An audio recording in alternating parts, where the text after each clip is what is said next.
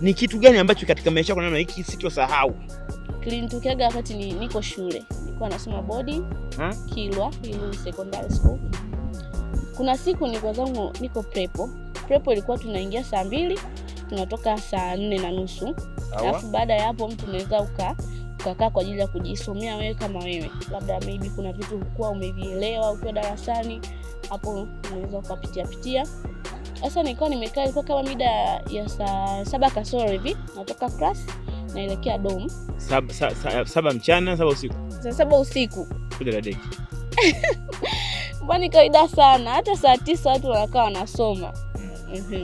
Ilikuwa saa 7 kasoro natoka darasani naelekea dorm kwenda kupumzika. Nilitoka zangu darasani nikafika dorm. Nikaa sasa unajua nimetoka darasani nimechoka na usingizi. Kwa nini nifika tu dorm nimejitupia kitandani, yani neti nimeshusha vile jinsi